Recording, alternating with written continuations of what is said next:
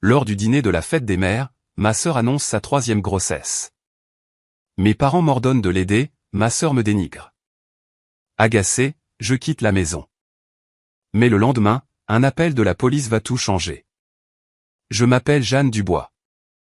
J'ai 30 ans et j'aurais dû savoir que le dîner de la fête des mères n'avait jamais vraiment consisté à célébrer les mères.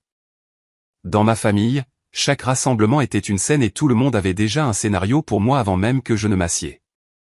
Je suis arrivé avec une tarte du commerce, un sourire poli et la vieille habitude de me rendre utile avant que quiconque ne puisse me le demander. Puis, à mi-chemin du dîner, ma sœur aînée, Sophie, a levé son verre, a souri comme si elle dévoilait un miracle, et a annoncé qu'un 3e bébé était en route. Ma mère a applaudi la première, presque les larmes aux yeux de joie, et a dit que c'était tout ce qu'elle avait prié. Mon père a hoché la tête une fois, s'est tourné vers moi, et avec la certitude décontractée d'un homme qui assigne quelqu'un à déplacer des meubles, a dit que j'aiderais avec les enfants. Au début, j'ai cru qu'il plaisantait. Puis j'ai vu le sourire satisfait de ma mère. Puis ma sœur s'est appuyée sur sa chaise et a dit que je ne faisais rien d'important de ma vie de toute façon. Alors, au moins, maintenant j'aurai enfin un but. Je n'ai pas pleuré. Je n'ai pas argumenté. J'ai juste souri de la manière dont j'avais appris à sourire quand quelque chose en moi se brisait, j'ai repoussé ma chaise et je suis sorti de la maison tandis que les fourchettes se sont tues contre les assiettes. Je suis rentré chez moi, les mains tremblantes sur le volant, sans savoir que le lendemain matin, mon refus ne serait pas seulement qualifié d'égoïste, il serait traité comme un crime. Dès que je suis rentré à mon appartement, le silence m'a frappé plus fort que le dîner. Il n'y avait pas de regards accusateurs, pas de commentaires lourds de sens, pas d'enfants courant pendant que les adultes décidaient de mon avenir à ma place, juste le bourdonnement du réfrigérateur et ma propre respiration, aiguë et irrégulière. J'ai posé la tarte sur le comptoir sans même la sortir de sa boîte, j'ai retiré mes chaussures et je me suis tenu au milieu de mon salon, essayant de comprendre pourquoi je me sentais coupable d'avoir dit non à quelque chose que je n'avais jamais eu à accepter en premier lieu. C'était l'astuce que ma famille avait perfectionnée au fil des ans. Ils ne demandaient jamais directement avant que la réponse n'ait déjà été choisie pour moi. Ils utilisaient le ton, le moment et l'obligation. Ils enrobaient leurs exigences dans des mots comme famille, amour, soutien, loyauté, sacrifice. Au moment où j'étais assez âgé pour comprendre ce qui se passait, j'avais déjà été entraîné à intervenir. Quand ma sœur voulait sortir au lycée, je restais à la maison pour aider. Quand ma mère disait qu'elle était épuisée, j'annulais mes projets. Quand les fêtes arrivaient, je cuisinais, nettoyais, divertissais, apaisais, portais, réparais, m'excusais. Ce n'était jamais appelé du travail. C'était juste appelé être une bonne fille. Et parce que je ne criais pas, parce que je ne me rebellais pas tôt, parce que je leur rendais la vie plus facile, ils confondaient ma patience avec de la disponibilité et ma gentillesse avec une forme d'appropriation. Mon téléphone a commencé à vibrer moins de 10 minutes après mon retour. Maman. Papa. Maman encore. Puis ma sœur. Puis un flot de messages tellement prévisibles que je n'ai même pas eu besoin de les ouvrir pour savoir ce qu'ils disaient, ne sois pas dramatique. Tu nous as embarrassés. La famille s'entraide. Reviens et parle comme un adulte. La partie la plus insultante était la dernière, car tout ce que j'avais fait était de me comporter comme la seule adulte de cette maison. J'ai ignoré chaque message jusqu'à ce que l'écran s'éteigne enfin. Puis j'ai appelé la seule personne qui ne m'avait jamais traité comme si j'existais pour être à la disposition de tous. Amandine a décroché à la 2e sonnerie. Elle n'a pas commencé par « que s'est-il passé » ou « battu exagéré » ou « peut-être qu'il ne voulait pas dire ça comme ça ». Elle a juste dit « tu es parti, n'est-ce pas ?» Je me suis assise par terre à côté de mon canapé, j'ai ri une fois sans humour, et j'ai dit « je suis arrivé à la voiture avant que quelqu'un ne se souvienne que j'étais humaine ». Je lui ai tout raconté, l'annonce, les applaudissements, mon père me désignant comme si j'étais intégré au budget familial. Le commentaire de ma sœur sur le but, dit avec ce petit roulement d'yeux qu'elle avait maîtrisé depuis l'adolescence. Celui qui disait que j'étais ridicule de vouloir une vie qui ne tourne pas autour de la sienne. Amandine a écouté en silence, puis a dit quelque chose qui a eu plus d'impact qu'un simple réconfort habituellement. Jeanne, il continue de faire ça parce que ça fonctionne, pas parce que c'est juste. Parce que ça fonctionne. J'ai appuyé ma tête contre le canapé et j'ai fermé les yeux. Elle avait raison. Le pire n'était même pas ce soir. C'était le schéma. Il ne s'agissait pas d'un seul dîner ou d'une seule grossesse. Il s'agissait d'une vie entière à être traitée comme la paire de mains supplémentaires, le réservoir émotionnel de secours, la fille dont les plans étaient toujours flexibles parce que personne n'avait jamais pris la peine d'apprendre ce qu'ils étaient. J'ai finalement raconté à Amandine la partie que j'avais à peine admise à voix haute, que je me préparais tranquillement à lancer mon propre studio de design dans les prochains mois, que j'avais passé 2 ans à travailler en freelance, à économiser, à bâtir un portefeuille de clients. À travailler tard le soir pendant que ma famille disait aux proches que j'étais encore en train de trouver ma voie. Amandine est restée silencieuse un instant, puis a dit, « Alors, ils pensent que tu es libre parce qu'ils n'ont jamais respecté ce que tu construis. » Cette phrase s'est posée dans mon appartement comme un verdict. Elle m'a dit de ne répondre à personne pour l'instant, de respirer, de documenter les messages, d'arrêter d'agir comme si les limites avaient besoin d'autorisation. Puis elle a dit autre chose que je ne pouvais pas ignorer, « Tu sais ce qui blesse le plus les gens comme ça ? Pas les cris, pas les supplications, juste le refus de jouer le rôle qu'on vous a assigné. » Après avoir raccroché, j'ai de nouveau fixé mon téléphone. D'autres messages étaient arrivés. Ma mère disait que j'avais gâché la fête des mères. Mon père disait que je devais une conversation à la famille. Ma sœur disait qu'elle était débordée et que je faisais en sorte que tout tourne autour de moi. Je n'ai pas répondu. Pour la première fois depuis des années, j'ai laissé leur déception rester là où elle devait être, avec eux. Et pourtant, quelque part sous ma colère, une réalisation plus froide avait commencé à se former. Ma famille n'était pas choquée que je refuse. Elle était choquée que je refuse publiquement devant des témoins, devant des proches, devant la version d'eux-mêmes qu'ils aimaient jouer. Cela signifiait qu'ils n'allaient pas laisser passer cela tranquillement. J'ai mal dormi. Le genre de sommeil où votre corps s'éteint, mais votre esprit continue de courir. Vers 7 heures le lendemain matin, j'étais dans ma cuisine, vêtu d'un t-shirt trop grand, attendant un café assez fort pour combattre le mal de tête derrière mes yeux quand mon téléphone s'est illuminé avec un numéro inconnu. J'ai failli ne pas répondre. J'ai pensé que c'était du spam ou peut-être l'un de ces appels indésirables que j'ignorais depuis des semaines, mais quelque chose m'a fait décrocher quand même. La voix à l'autre bout était calme, professionnelle, et immédiatement inappropriée pour un dimanche matin. « Bonjour madame. Ici l'officier Leclerc du commissariat de police local. Est-ce que je parle à Jeanne Dubois ?» La machine à café s'est éteinte derrière moi. J'ai dit oui. Et avant qu'il ne continue, quelque chose dans mon estomac est tombé si vite que j'ai eu l'impression de rater une marche dans le noir. Il a expliqué qu'ils avaient reçu une demande de vérification de bien-être me concernant. Ma mère les avait contactés tard la nuit précédente, affirmant que j'avais quitté un rassemblement familial en état de détresse, que je ne répondais pas à mon téléphone, qu'elle craignait que je sois instable et en danger. Pendant une seconde, je n'ai honnêtement pas pu parler.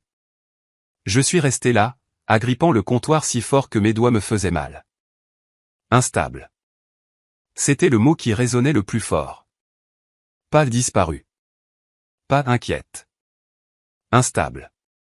Je lui ai demandé de répéter ce qu'elle avait dit, et il l'a soigneusement reformulé comme le font les gens quand ils savent que la version originale pourrait envenimer les choses. Il a dit que le rapport suggérait que j'étais parti en état d'agitation émotionnelle, que j'avais été sous une tension personnelle et que la famille s'inquiétait pour mon état mental. Voilà. Ma mère n'avait pas simplement paniqué. Elle avait construit un récit. Elle avait pris un acte de refus et l'avait travesti en fragilité, instabilité, danger. Elle n'avait pas appelé parce qu'elle m'aimait. Elle avait appelé parce qu'elle avait besoin que l'autorité intervienne là où la culpabilité avait échoué. J'ai dit à l'officier Leclerc que j'étais seul chez moi et parfaitement bien.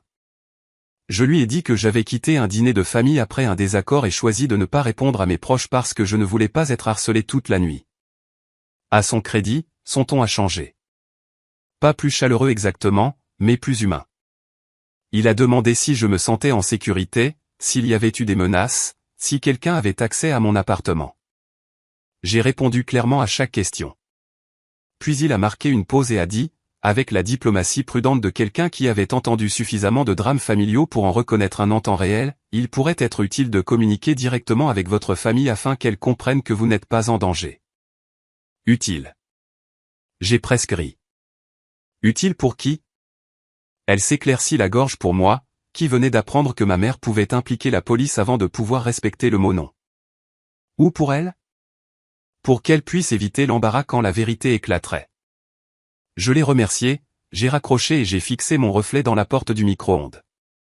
J'avais l'air épuisé, mais je n'avais pas l'air instable. J'avais l'air de quelqu'un qui venait de voir une violation de limite évoluer en quelque chose d'officiel. Mon téléphone a vibré à nouveau presque immédiatement, cette fois avec des messages de ma mère qui m'ont fait froid dans le dos par leur prétendue innocence. « Tu vas bien ? S'il te plaît, réponds. Tu m'as fait peur.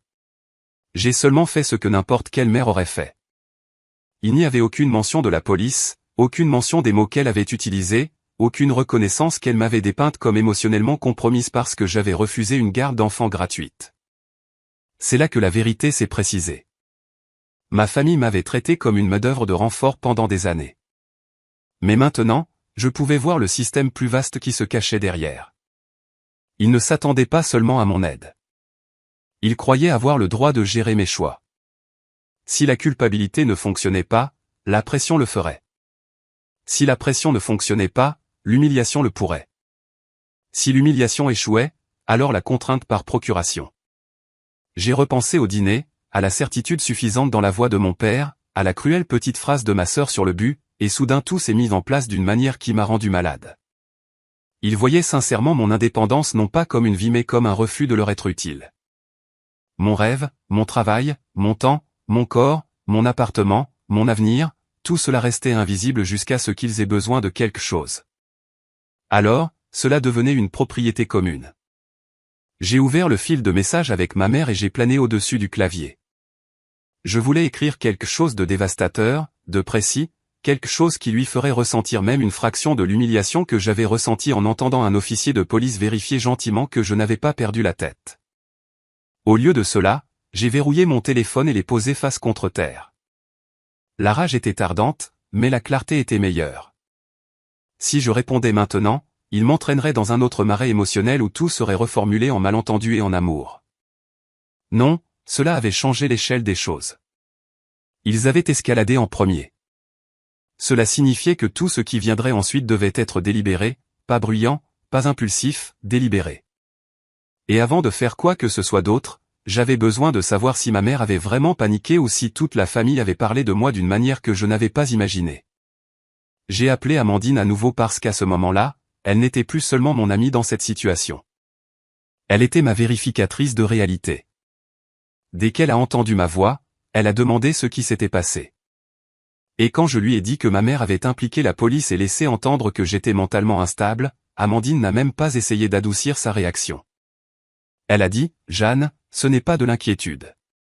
C'est du contrôle. » J'ai marché d'un bout à l'autre de mon appartement pendant que nous parlions, repassant chaque mot de l'officier, chaque message de ma mère, chaque moment silencieux de ces dernières années où j'avais senti que quelque chose n'allait pas, mais m'étais convaincu que j'étais trop sensible. Amandine m'a posé la seule question que personne dans ma famille n'avait jamais posée, « Que veux-tu faire ensuite ?» Pas « Que veulent-ils de toi ?» Je lui ai dit que je ne savais pas encore parce qu'une partie de moi ne pouvait toujours pas croire que cela se produisait. Une partie de moi continuait de chercher l'explication plus douce, le malentendu, la réaction émotionnelle excessive qui pouvait encore être résolue par une conversation et quelques larmes. Amandine m'a laissé dans ce silence un instant, puis a dit qu'elle avait quelque chose que je devais entendre, même si je n'aimais pas ça. Une cousine à moi, quelqu'un qu'Amandine avait rencontré à une fête prénuptiale quelques semaines plus tôt, avait mentionné que ma famille parlait de moi depuis des mois, non pas avec inquiétude, mais avec dédain. Ma sœur avait apparemment dit à des proches que je travaillais à domicile parce que je ne pouvais pas gérer un vrai travail, que j'étais toujours disponible, que je n'avais pas d'engagement sérieux, et qu'une fois le nouveau bébé arrivé, je serais enfin utile à quelque chose. Amandine a dit qu'elle ne me l'avait pas dit parce que cela lui semblait mesquin et de seconde main à l'époque, et qu'elle ne voulait pas créer de drame basé sur des commérages.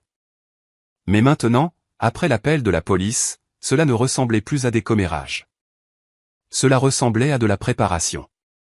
Il construisait une histoire sur moi bien avant le dîner. Paresseuse, sans but, sans attache, la fille qui a du temps libre, la tante sans enfant à elle, donc sans légitimité sur son propre emploi du temps. Je me suis assise à mon bureau et j'ai ouvert le dossier où je gardais les factures, les maquettes de marque, les contrats clients, les plans de lancement, les ébauches d'enregistrement d'entreprise, toutes les preuves que mon rien avait en fait été des années de travail discipliné. Soudain, ces fichiers ne représentaient plus seulement l'ambition. Ils représentaient des preuves. Amandine a dit, tu dois arrêter d'argumenter avec leur version fantasmée de toi. Commence à t'occuper de ce qu'ils ont réellement fait. Cela a tout changé, car si ma mère avait juste paniqué, peut-être que cela aurait pu être interprété comme de l'émotion. Mais si la famille avait déjà dit aux gens que je dérivais dans la vie, alors le dîner de la fête des mères n'était pas une supposition spontanée. C'était un couronnement public. Ils avaient choisi le cadre, le public et le scénario. Ils comptaient sur moi pour absorber l'insulte parce que je l'avais toujours fait auparavant. Amandine m'a demandé si j'allais les confronter. J'ai dit oui, mais pas pour mendier la compréhension. J'en avais fini de traduire ma vie en mots plus simples pour qu'ils ne se sentent pas menacés par elle. J'ai commencé à mettre des captures d'écran de messages dans un dossier. Les messages manipulateurs de ma mère. L'exigence de conversation de mon père. Le petit commentaire acerbe de ma sœur envoyé après minuit, peut-être que quand j'aurai des enfants à moi, je comprendrai ce que les vraies femmes sacrifient. Celui-là m'a presque fait rire par sa pure arrogance, les vraies femmes. Comme si la féminité ne comptait que lorsqu'elle s'épuisait au service des choix d'autrui. Amandine m'a exhorté à ne pas y retourner si je pensais être coincé ou manipulé. Mais à ce moment-là, ma peur avait été remplacée par quelque chose de plus stable. Je ne retournais pas là-bas pour gagner un argument. J'y retournais parce qu'une fois que les gens sont prêts à déformer votre caractère devant la police et les proches, le silence commence à ressembler à un consentement. Elle a demandé si je voulais qu'elle m'accompagne. J'y ai réfléchi. Un témoin aiderait. Un soutien aiderait. Mais ensuite, j'ai imaginé ma famille. La façon dont ils joueraient la civilité si un étranger était présent. La façon dont ils appelleraient cela une malheureuse confusion et me puniraient plus tard de les avoir fait mal paraître. Non. Si j'y retournais, ce devait être dans la même arène où ils m'avaient d'abord désigné sans mon consentement, devant les personnes qu'ils se souciaient d'impressionner. Avant de raccrocher, Amandine a dit quelque chose que j'ai noté immédiatement parce que cela semblait être la colonne vertébrale de tout ce que je devais dire, tu ne refuses pas d'aider. Tu refuses d'être assigné. J'ai longuement regardé cette phrase après l'appel. Elle était claire, précise, indiscutable, à moins que quelqu'un n'admette la prétention exacte que je voulais exposer. Puis j'ai vérifié les réseaux sociaux et j'ai senti mon sang se glacer. Ma mère avait posté un collage sentimental de la fête des mères du dîner. Sur chaque photo, la famille avait l'air joyeuse, unie, rayonnante sous les guirlandes lumineuses et le soleil de fin de printemps. La légende disait, la famille est notre plus grande bénédiction. Si reconnaissante pour tous mes enfants et l'amour que nous partageons, même à travers les moments difficiles. Les commentaires étaient pleins de cœur. Il n'y avait aucune mention que l'un de ces moments difficiles avait apparemment nécessité un appel à la police et une campagne de dénigrement sur ma stabilité émotionnelle. C'est là que j'ai compris quelque chose d'essentiel. La version préférée de la vérité de ma famille était toujours celle qui ne laissait de contusion visible sur personne d'autre que moi. Alors, je me suis habillé lentement comme quelqu'un qui se prépare pour une réunion importante. J'ai choisi un jean, un chemisier noir et un blazer qui me faisaient me sentir plus affûté que la veille. J'ai imprimé quelques documents, non pas parce que je prévoyais d'agiter des papiers au visage de quiconque, mais parce que je voulais des rappels physiques de qui j'étais avant qu'ils n'essaient de me réduire à nouveau.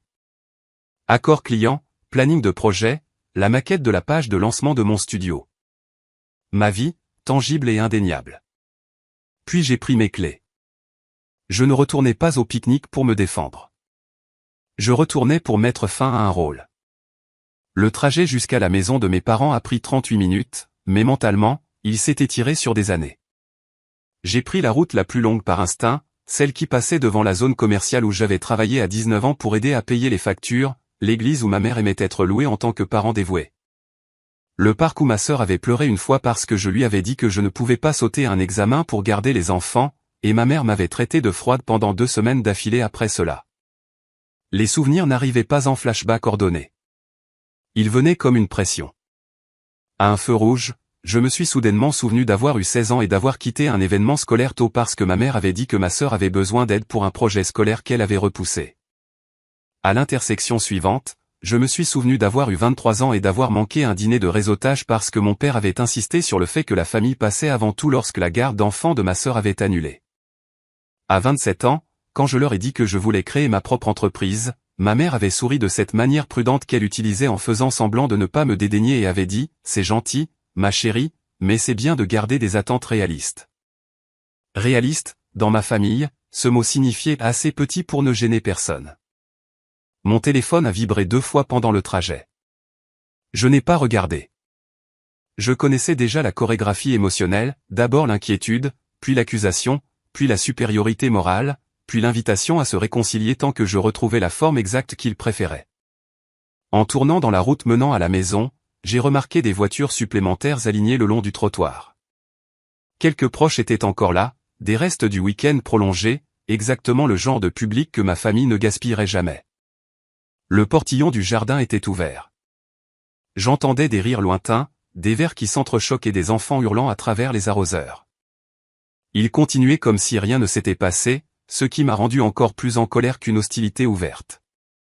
Ma mère avait appelé la police pour moi moins de 12 heures plus tôt, et maintenant il mangeait une salade de fruits au soleil, comme si nous n'avions eu qu'un malentendu familial aigu. Je suis resté un instant dans ma voiture garée et j'ai laissé la climatisation souffler sur mon visage.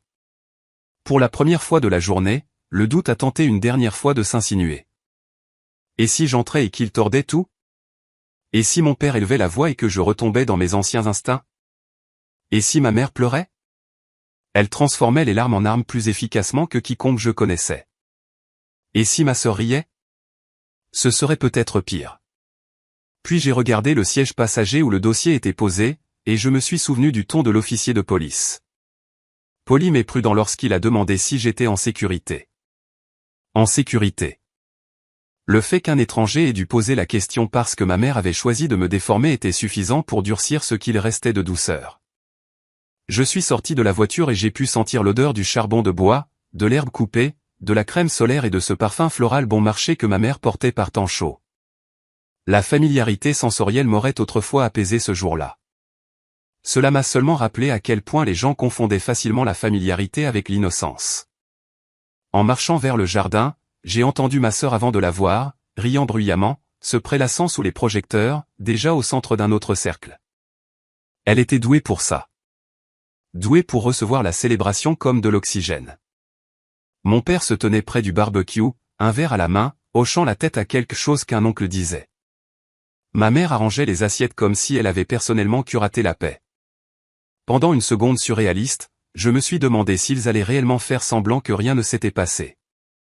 Puis ma mère a levé les yeux, m'a vu, et tout son visage s'est recomposé en une performance. L'inquiétude a adouci sa bouche. Le soulagement a élargi ses yeux. Elle a posé l'assiette et s'est précipitée vers moi, pas trop vite, car une vraie panique aurait semblé suspecte. « Jeanne » a-t-elle dit, assez fort pour que les proches l'entendent. « Dieu merci. Tu vas bien ? » Voilà. Pas bonjour. Pas il faut qu'on parle. Pas je suis désolé. Juste la continuation de l'histoire qu'elle avait déjà racontée. Je n'ai pas répondu tout de suite. J'ai regardé au-delà d'elle le jardin, les proches faisant semblant de ne pas regarder, ma sœur se tournant vers nous avec la même expression que portent les gens quand un spectacle qu'ils apprécient reprend soudainement. Puis j'ai regardé ma mère et j'ai réalisé qu'elle s'attendait à ce que je soulage son malaise, que je rassure tout le monde, que j'apaise la scène. L'ancienne moi l'aurait fait automatiquement. L'ancienne moi aurait baissé la voix et pris le blâme juste pour maintenir la paix. Au lieu de cela, j'ai dit calmement et assez clairement pour que plusieurs conversations autour de nous s'arrêtent, je vais parfaitement bien, maman. C'est pourquoi j'aimerais savoir pourquoi la police a été informée que j'étais instable. Le silence qui a suivi a semblé presque sacré. L'expression de ma mère a vacillé. Mon père s'est raidi. Ma sœur a posé sa tasse. Les gens qui grignotaient des chips et de la pastèque sont devenus des témoins sans bouger d'un pouce. Ma mère a immédiatement baissé la voix, ce qui m'a tout dit. Jeanne, pas ici. Cette phrase m'a presque fait sourire. Bien sûr, pas ici. Pas devant les gens. Pas au soleil. Pas à l'endroit où les rôles sont assignés et polis. Mais je n'avais pas roulé 38 minutes pour être géré dans le silence privé. Non, ai-je dit, en fait, c'est exactement ici que cela a commencé. Mon père est intervenu le premier et m'a dit de ne pas faire de scène. Je me suis écarté et j'ai dit qu'ils en avaient déjà fait une quand maman avait appelé la police. Le mot police a instantanément changé l'ambiance. Ma mère s'est précipitée, insistant sur le fait qu'elle n'avait été inquiète que parce que j'étais parti contrarié et avait cessé de répondre à mon téléphone. J'ai demandé ce qui l'avait exactement poussé à dire à des étrangers que j'étais instable. Ma sœur m'a coupé, disant qu'il n'avait demandé de l'aide et que la famille était censée se soutenir mutuellement. Je lui ai dit que ce n'était pas vrai. Elle avait annoncé sa grossesse. Nos parents avaient désigné mon temps, puis elle avait insulté ma vie devant tout le monde. Ce n'était pas de l'aide. C'était de la prétention. Elle a croisé les bras et a dit que je travaillais à domicile, fixais mes propres horaires, et n'avais pas d'enfant, donc évidemment mon emploi du temps était plus flexible. J'ai dit à toutes les personnes présentes que je construisais mon propre studio de design avec de vrais clients, contrats et délais, mais ma famille ignorait tout cela parce qu'il était plus facile de me traiter comme un renfort non rémunéré. Ma mère a dit que les adultes faisaient des sacrifices, et que ma sœur était débordée. J'ai répondu que choisir d'avoir un troisième enfant ne me rendait pas responsable d'élever cet enfant. Ma sœur s'est mise en colère et a demandé aux proches quel genre de tante j'étais. Cela m'a donné l'ouverture dont j'avais besoin.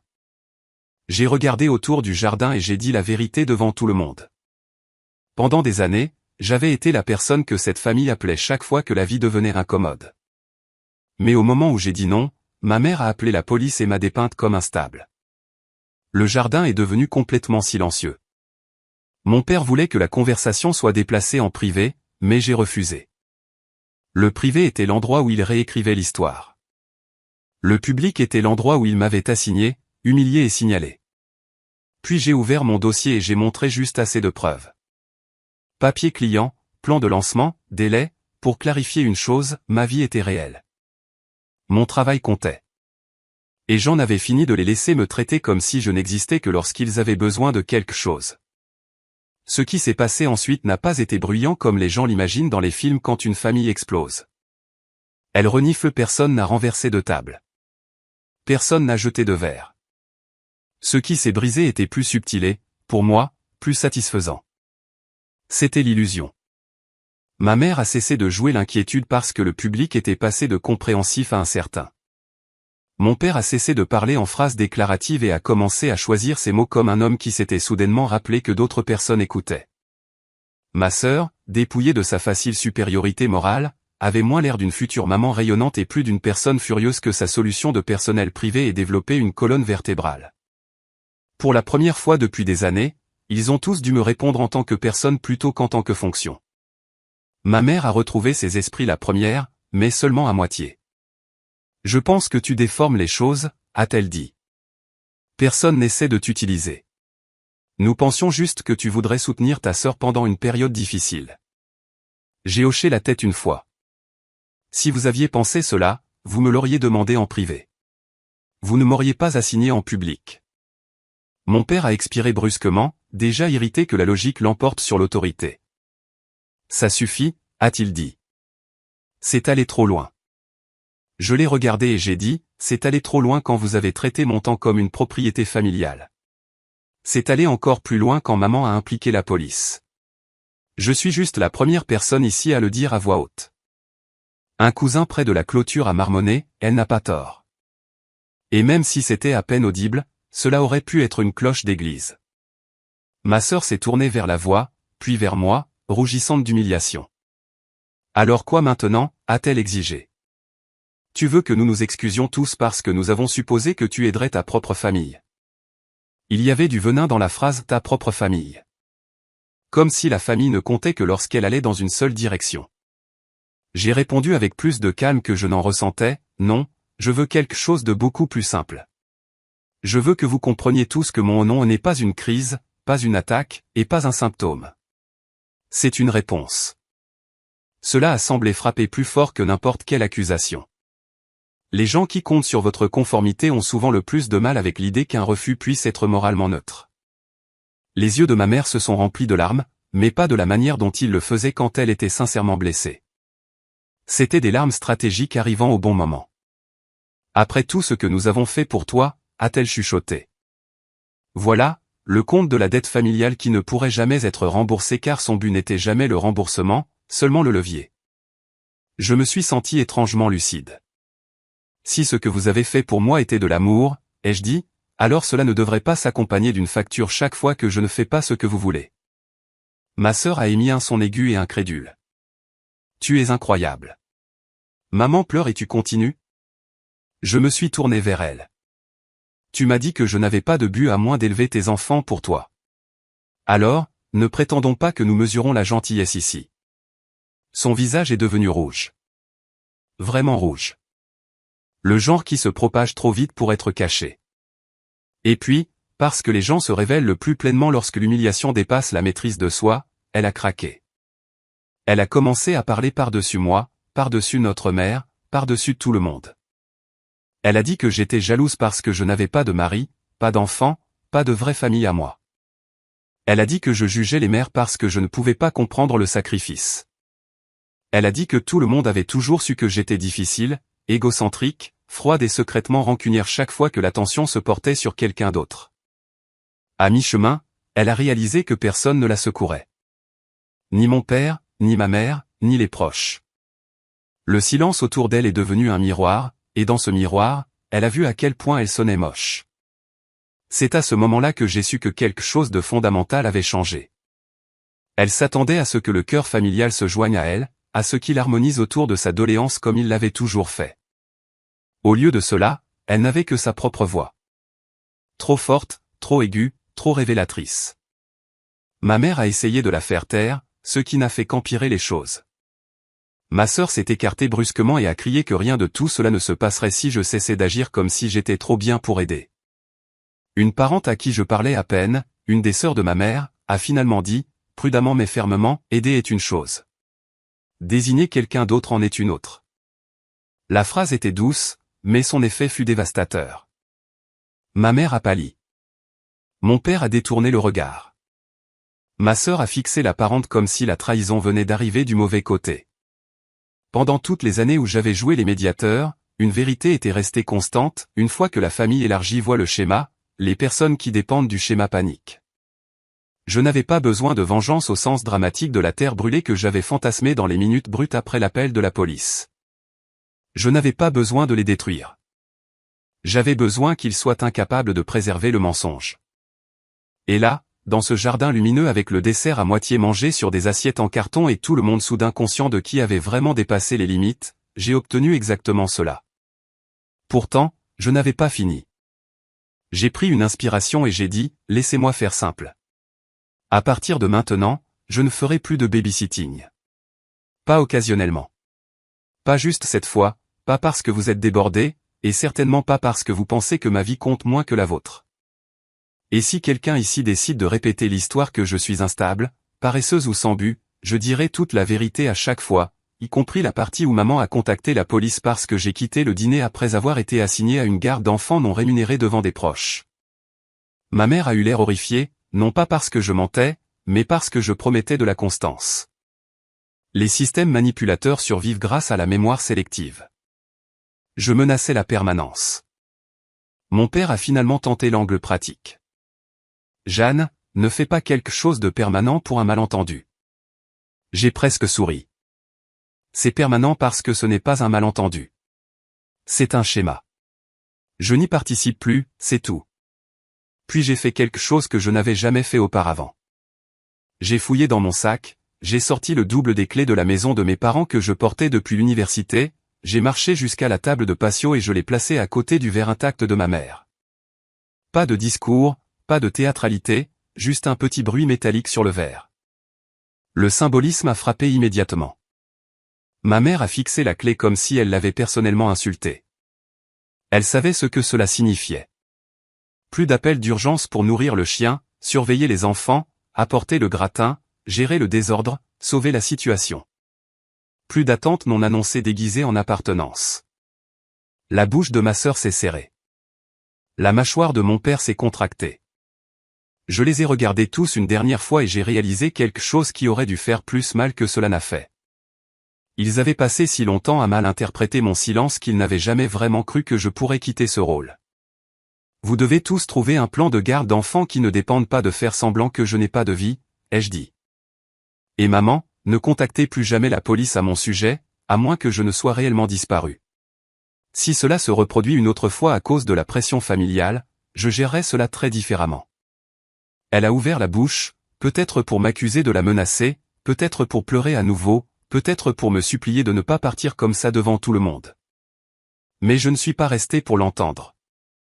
Je me suis retourné et j'ai traversé le jardin, passant devant des proches qui évitaient maintenant mon regard par malaise ou peut-être par honte. Passant devant des enfants courant à travers la brume des arroseurs. Passant devant la représentation grandeur nature de la famille qui s'était enfin suffisamment ouverte pour que je puisse en voir les mécanismes internes. Personne ne m'a arrêté. Ce fut la deuxième victoire. Il n'avait pas de scénario pour une femme qui ne resterait pas les apaiser après avoir dit la vérité. Quand je suis monté dans ma voiture, mes mains étaient fermes. Je n'ai pas pleuré avant d'atteindre le bout de la rue, et même là, les larmes ressemblaient moins à du chagrin qu'à une libération. Au moment où je suis rentré chez moi, mon téléphone avait déjà commencé à vibrer avec des messages. Mais cette fois, le ton avait changé. Pas d'accusation, mais du contrôle des dégâts. Mon père voulait parler calmement, ma mère disait que l'après-midi avait dégénéré, ma sœur disait que je l'avais humilié pendant l'un des moments les plus émotionnels de sa vie. Je n'ai répondu à aucun d'eux ce jour-là ni le lendemain. 3 jours plus tard, ma mère a appelé d'un numéro que j'avais oublié qu'elle utilisait encore.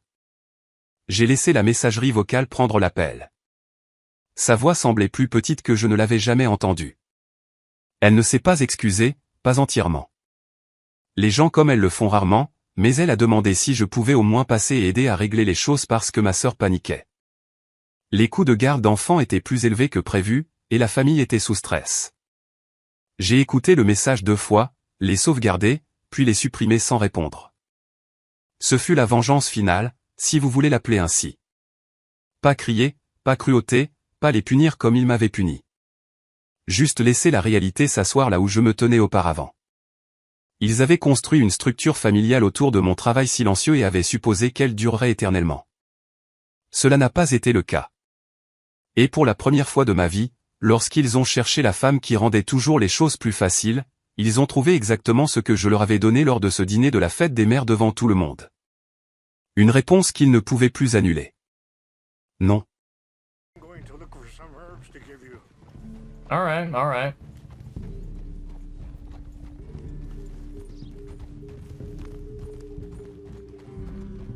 Need to play RDR2 again for the 8th time. It's a good game. It's a beautiful game. And you know, I don't Oh shit. Brutality and beauty are both all around us. Yet so often we're unable to see past our own grievances. This is what I try to teach my son. Yeah, I mean, I don't blame people for wanting to re-experience it, you know? Good. There was no need to harm them.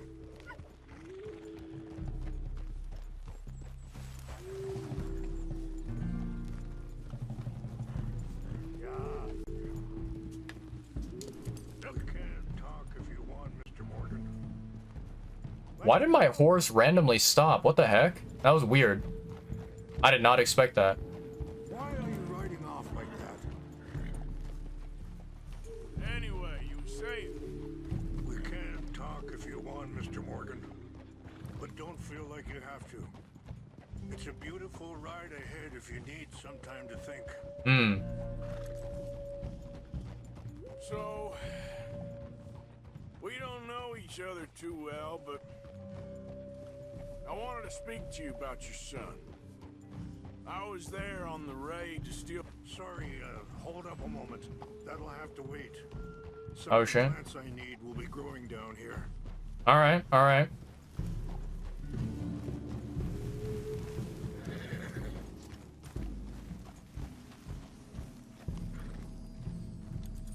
Should I just wait on my horse? Or maybe I should go down with him. Yo, what's going on, No Masters? How are we doing today, homie? Let's see if this works. I'm gonna try giving a shout out here. I don't know if it'll properly play, but take a look. Shout out, No Masters.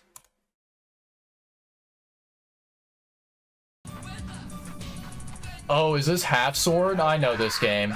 Such a fucking wacky game. Yeah, you see that? That's what a kidney stone feels like. Holy shit. That's a fucking hard line to throw out there. Hell yeah. Hell yeah. I know about yeah, I know about Half Sword. That's a very funny game. Very, very funny game. Let's see, you were playing Scriptorium, Master of Manuscripts. What an interesting game. What an interesting game. I don't know if I've ever seen that one myself. I should probably look it up on Steam. Let me see here. Scriptorium. So it has a very, very catchy name, very interesting name. Scriptorium. Let's see. Make and share the most beautiful and bizarre medieval art imaginable. Manage and grow your manuscript workshop by illustrating manuscripts using friendly tools and a massive range of drag-and-drop artworks from the deepest reaches of history. Welcome to your very own Scriptorium. Ooh. What an interesting looking game. I do like the sort of like, I guess, old-timey, you know, kind of old-timey literature look to it, and the art style as well. Very, very cool. What an awesome looking game. And I feel like you know, in times right now where we have like the kind of age of AI, you know, AI is being inserted into a lot of video games nowadays. I think it's really nice to see something that, you know, appears to be much more kind of like handmade, you know, much more like authentic and genuine in a video game, right? This is pretty fucking awesome, pretty creative. Hell yeah. How are you doing today, No Masters? How's life been? Other than Scriptorium, have you been enjoying anything else? And do you plan on you know, continuing to play Scriptorium and stream it in the future, or is it something where, you know, you tried it out for a little bit and you're like, cool, I'll maybe play it offline, right?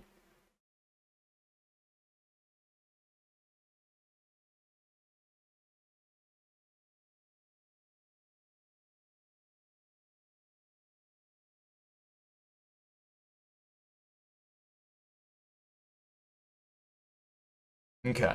All right. All right. Let's dive back into Red Dead, chat. Let's continue with what we were up to.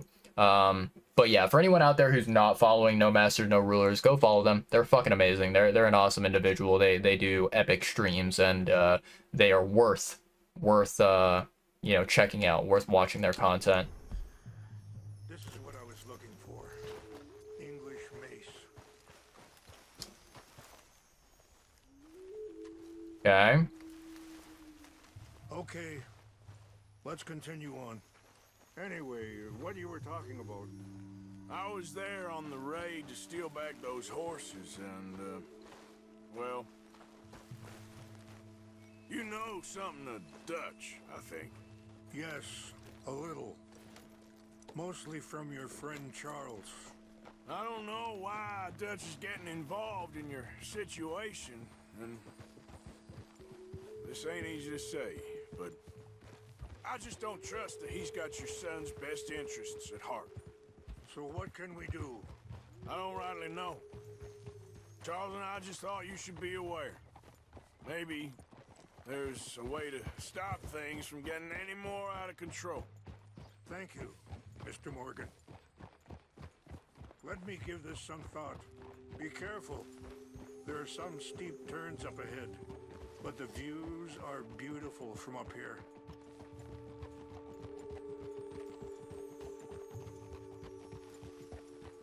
You know, I had a son once. Oh shit. Ago.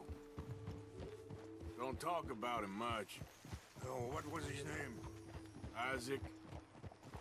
His mother, Eliza, was a waitress I met.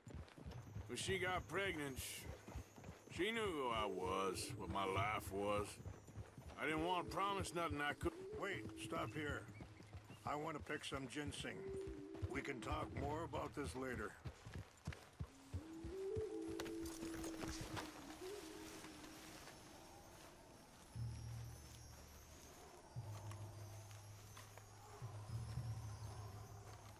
this will combine well.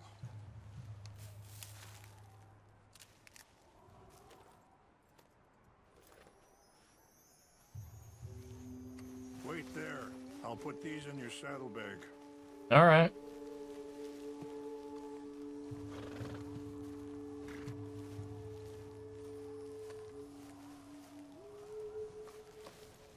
Mix these together.